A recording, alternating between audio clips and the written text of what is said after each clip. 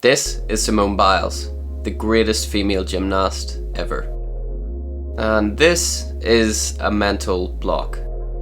Mental blocks in gymnastics, or people call them twisties, or all these different things. I'm world champion gymnast Reese McClenaghan, and in this video, we're hopefully going to find out what a mental block is, how it happens, and how to prevent it from happening ever again. To truly find out what a mental block is, we need to go to a gymnastics centre.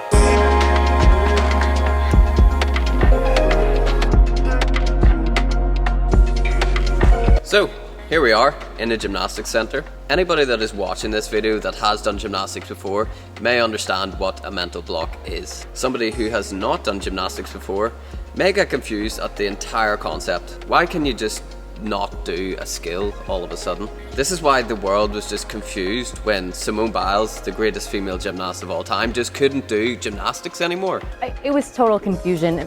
Frankly, I'm still kind of trying to wrap my head around everything we saw, even though it was a couple hours ago now. Simone Biles. Yeah, because she just bailed on the Olympics. She's like, can't take anymore. You know, at the time, we really didn't know what had happened. And what frustrated me as a gymnast seeing the world react is that they were giving opinions on a matter that they had no idea about. An analogy that was used in the media was that you wouldn't give LeBron James the same amount of sympathy as Simone Biles if LeBron James just all of a sudden pulled out of an NBA final. I think it's a great analogy, just explained wrong. So imagine you're the coach in the NBA finals. LeBron James being your best player on the team, he runs towards the basket, tries to dunk the basketball, but ends up rotating and landing onto his head, missing the shot as well at the same time. He keeps doing this over and over and over again, and he has no explanation. You as a coach, you don't have an explanation either. It just keeps happening. So you as the coach have to weigh up the options. Do I let LeBron James keep landing on his head, potentially injuring himself, and then also not scoring any points at the same time? Or do you take him out of the game and let another player give you the possibility of winning the NBA Finals? Simone Biles was completely right to step away from that competition, let her teammates do their job and keep herself injury-free, and let her team get a medal at the Olympic Games, which they did. They got a silver medal. If she had stayed in the competition, she could have risked her entire career and also a team medal. No injury, thankfully, and that's why I took a step back, because I didn't want to do something silly out there and get injured. And it's been really stressful this Olympic Games. Yeah, I say put mental health first, because if you don't, then you're not going to enjoy your sport and you're not going to succeed as much as you want to. Simone Biles is by no means the first gymnast that has had this mental block. In fact, I got in touch with one of Team GB's most successful gymnasts, Daniel Keatings, who talks about his experience with mental blocks. I've had a lot of head problems when I was a gymnast. I remember it all started in 2007 and it came out of nowhere, so I hadn't had any head problems at all. At the World Championships in Stuttgart, I was warming up high bar last, and I used to do a double twist and double straight dismount. All of a sudden, started doing 2.5, opening out, just seeing the sky. Landed flat on my back, happened 3 times in a row, and bearing in mind I was warming this up last, I was out on the competition floor in maybe 20 minutes time, so I started freaking out, and basically in the competition I just had to wing it. Luckily it happened, but that was kind of the start of when the head problems started happening. But the build up to Beijing in 2008, it was like I lost my vault. I used to do 2.5 twist on vault, and all of a sudden I could hardly do like just a full twist. I'd be doing again like 1.5 twists on my back, or I'd just completely space out and land on my head. I remember in the podium training in Beijing, I literally kept running down to the vault and just doing a handspring. I kept not being able to do it. I was so scared. It was crazy. And then 2009, which obviously I had one of my best results. Well, world silver medalist at that. I mean, it's phenomenal, Daniel. You've made history. So at the World Championships, the whole build up to that, I started losing everything. Dismounts on high bar, on rings. I lost my vault. But the craziest thing was I lost how to do a backflip on floor. I used to go round off backflip and then a double somersault or something like that, and I'd get all my power, I'd generate all my power through that backflip. That was what I lost. Every time I tried to do a backflip, I'd just jump backwards like that through the air, land on top of my head. So if you look at my Worlds 2009, I do everything from a round off. Yeah, it was scary. It's so hard to deal with, because at that point as well, you don't know why it's doing that. Your coach doesn't know why it's doing that. You've got all this pressure coming up with the competitions. That's the worst thing. You think you're alone. You soon learn that there's so many. I'd say 50% of gymnasts have it. But the way I kind of got over it, I mean, I don't think I ever really got over it, because it'd come in stages. I'd go for weeks where it'd be fine, and then all of a sudden I'd lose something. And I found if that happened, get to Friday and be like, right, I'm not training this weekend. I ended up just going away for the weekend and having a bit of fun, taking my mind completely off gymnastics. I found that once it got into my head in training, then even at home I'd be overthinking things like why is this happening and whatnot, and that'd almost make it worse. So if I went away for a weekend and had a bit of fun, mind completely off gymnastics, it was almost like a reset, and I found that really helped. But what I'd done was I had a little break, and then I came back and went completely back to basics, literally learned how to backflip again, got my confidence with it. Probably did 2 or 3 months of just really low level gymnastics just to get things back into my head. It was like I'd lost everything. It was crazy. But yeah, if you think you're alone, you're not alone at all.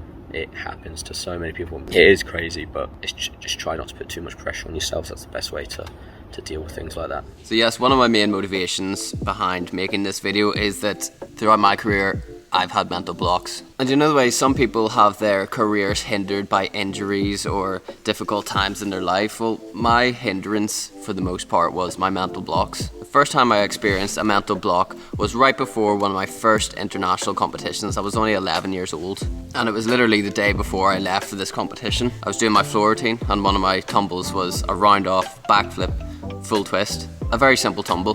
But after I'd done the round off, I just stopped and didn't go for the backflip. Obviously the day before a competition, this was actually quite terrifying for my 11-year-old self to experience. I couldn't do my skills. So the competition day came, and I still wasn't really doing my skills, but I thought I'd have to try this floor routine at least. And the exact same thing happened to me in competition. Went for that tumble pass, done a round off, stopped, and didn't know what to do. It was so embarrassing at the time because it was one of my first international competitions. I was in front of a crowd, in front of the judges, in front of other gymnasts, and I just wasn't able to do gymnastics like myself. And this, unfortunately, was my introduction into mental blocks. Unfortunately, it did not stop with the backflips. It progressed more and more into other backward skills on floor, into other backward skills on other apparatus. It got so bad that I wasn't even able to do a giant on the high bar. The only thing it didn't affect me on was the pommel horse. There was no going backwards there.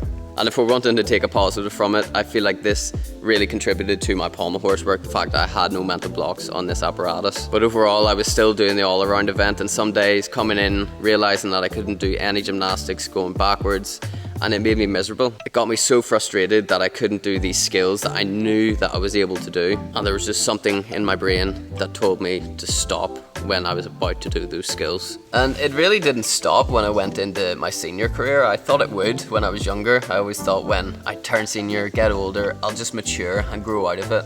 And that just wasn't the case. But what did happen when I got more mature and older was I started to really take it seriously. I started to try and pick it apart and see the root cause of this mental block.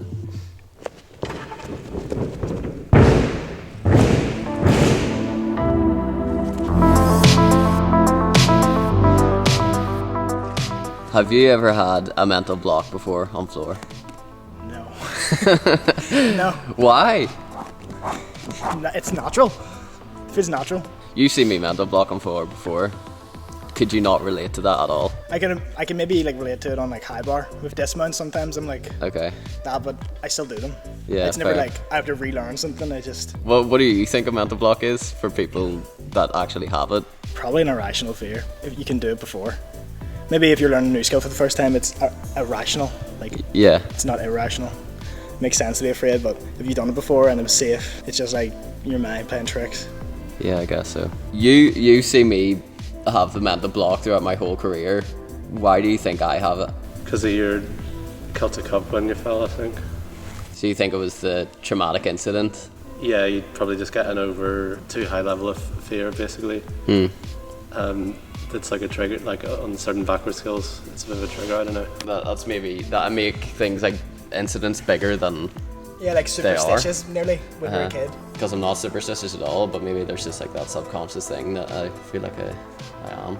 As a coach, what is your approach to mental blocks in gymnastics? Yeah, probably stay on the skill, but like break it down a bit or move back a step until they're really comfortable and try and find out what they think the problem is with it. Yeah. And fix that.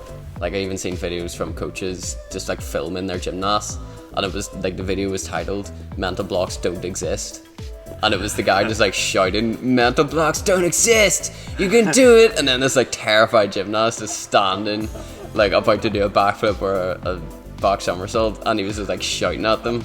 until they done it. He was shouting at them in a really positive way, but it was just like shouting nonetheless that this child is terrified. That wouldn't be your approach then. No.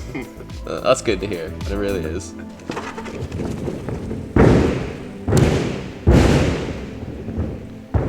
As I took more time to understand how to not have mental blocks, I figured out a few tips. One of those tips is fully committing. This means that you know exactly what you're going to do in that attempt, knowing the exact amount of twists, the exact amount of somersaults, and exactly how you're wanting to do it. And for me, as soon as I step in the lines of that floor, that means that I'm going to be fully committed to the tumble that I'm going to attempt. The second one was communicating with my coaches. When I was younger, I just didn't want to say to my coaches that I didn't think I could do this, that I thought I would just irrationally block on this skill, because I felt like they weren't going to understand. But sitting down with your coach and having a conversation with them is such an important thing to help them help you.